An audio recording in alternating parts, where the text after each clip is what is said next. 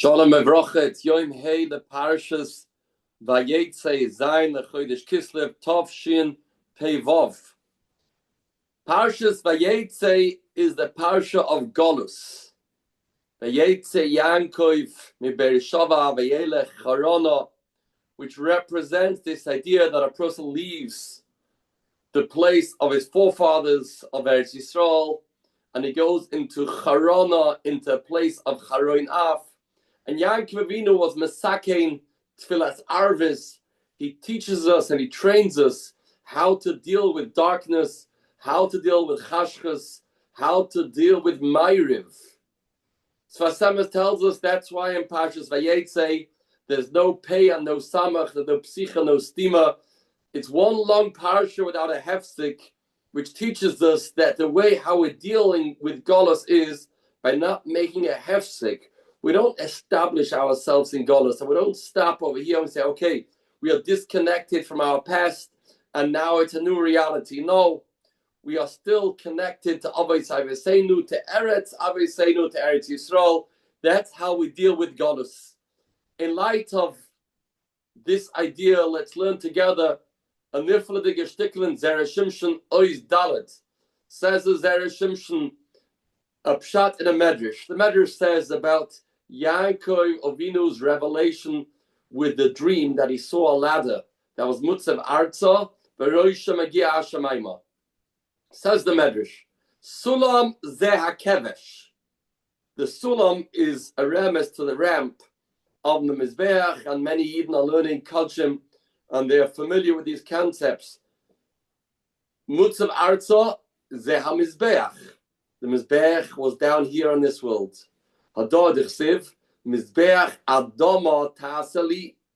Mizbeach is something that is situated on the ground. The head reaches the heavens. This is Karbonos. The Karbonos go up, they fly high, all the way to the Shemayim. The Melach Elikim are referring to the Heilige Kahanim, Shlucha de Rachmana, Shlucha Didam, that work in the Beis Hamikdash, and they bring the Karbonos from this world into the Alamas Elyonim. That's one explanation to this dream. The second explanation, says the Medrash, Rabbanan Pachala B'Sinai, this dream of the ladder that's down here on this world, V'roisha Megia Shemaima, is a remez to the Marmad Har Sinai. V'hinei Sulam Zeh Sinai. Sulam is Gematria Sinai. Mutzav Arza is referring to the pasuk Vayisiyatzvu B'tachtis Ahar. We stood at the foot of the mountain. V'roisha Megia Hashamayma. Nevertheless, the impact of Matan Torah was till the Shemayim, as the pasuk says, V'ahar boya b'eish ad lev Hashamayim. These are the two explanations of this dream brought in the Medrash. Either it's referring to Karbonos, the Kevesh, the Mizbeach, that go l'reich l'choyech l'Hashem via the Malach HaSharis, or this is referring to Mamred Har Sinai, to Matan Torah. Kasha, ma'inyan eile devarim la'roisam li'Yankov v'mokam hazeh v'zman hazeh. What's the connection? Why is Hashem showing Yankov Avinu this idea of Karbonos, or this idea of Matan Torah? How does this tie in to Yankov Avinu's dream, and why was it important to tell Yankov Avinu this idea right now? Zog the Heilige Zera Shimshon Zechusa Yagar Naleinu. Isa b'Medrash Rabbi Pasuk. The Medrash says in the Pasuk, at the end of the previous Parsha Toldos, the Yikra Yitzchak El Yankov Vayevarech Oisai. Yitzchak calls in Yankov Avinu and he gives him a bracha. He gives him a blessing. What's that? Shebarchoi birchas hagolus. He gives him a bracha to go into Golus. The kasha frek the Heilige Zera Shimshon. Ma bracha huzu. What type of bracha is this? Wow. I'm going to bench you that you should go to Golus. Says the Zera Shimshon of Isa b'Medrash, Shebemara bein Absarim. When Avraham Avinu had the Giru, he had the revelation of bein Absarim, Herle Kadosh Baruch El Avram. Hashem told Avraham Avinu, your sons are going to sin, and there's two ways of cleansing them. There are two options. One is Gehenna, that Chas v'Shalom, they have to endure the punishment of Gehenna. And the second is Shibud Malchios. The second thing is going into Golus, being under the control of Umas Olam, going from place to place, suffering the torture and the pogroms, the Holocausts, and everything that Golus brings. And then Hashem showed him something else. Or Matan Torah v'Karbonis. There's also something called Matan Torah, and there's something called Karbonis.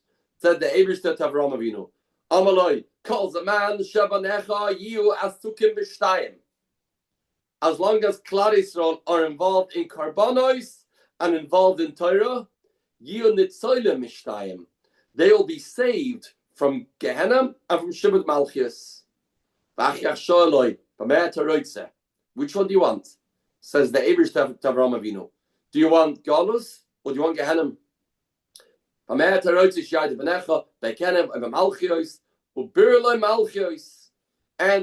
Eibishter chose that Klal Yisrael should go into Golus.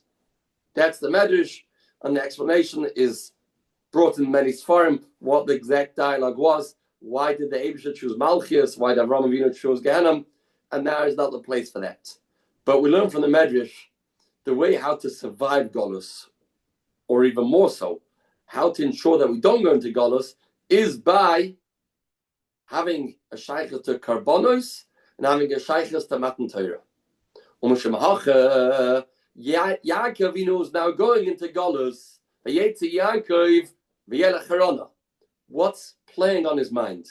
Yaakov is going into Golus, and he understands the way to deal with Golus is by Matan Torah and is by Karbonos. First, let's get back to the Medrash.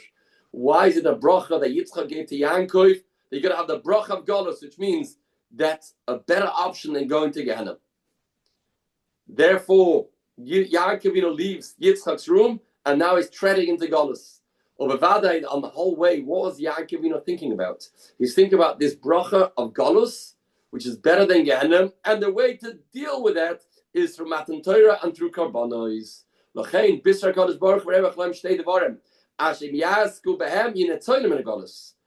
this is what was playing on Yaakov Avinu's mind, we know dreams are something that come to a person as a result of something he was thinking about.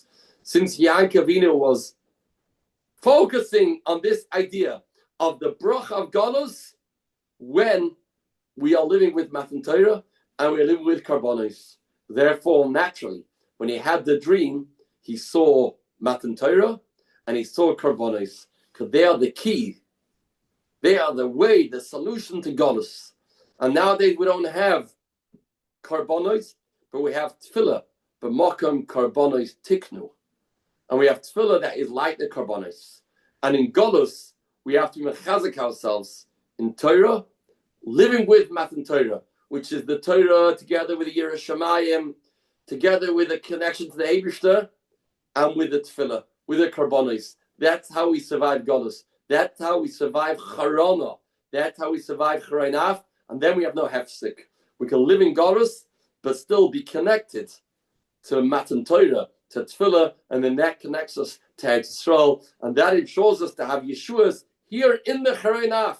In the Beroiges, we have the Rachim Tizkor. In the Charon, we have the way out of Golus, and this will help me to Hashem to get out of this Golus Hamar, to V'zoicha, to Yeshuas, to Refuas, to Besuras Toivas, and the Schus of the Heilige Zerashimshon, Yogen Badenu V'ad, Kol B'nei Yisrael, a good Shabbos, Kol Tov Besuras Toivas.